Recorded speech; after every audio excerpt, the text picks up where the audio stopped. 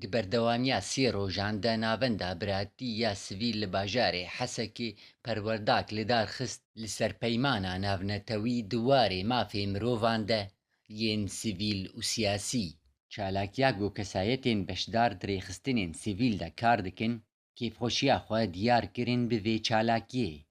كاري من بيتر بأموري نفسي بقريداي بس أز كجند بيت جواكا هاني أز بحاجتم تشو معلوماتها بأشخور اكتسابك مناسبكم جواكا خدا دبي سمينارا هاني دي مناسكر وقت بحرية الشخص شيء أم كجن يعني تش حقوقي بمث قريداين وتش حقوقي إيه دولتي شنو براسي فعلا يعني تشتنهب ونقلكي وندايب ونجمع هات خو يعني كرنتيد يعني هات زلال كرن û li gorî kesên beşdar got her welatî pêwist e nas bike mafê xwe mîna azadiya nêrînê û avakirina destgehên sivîl û partiyên siyasî.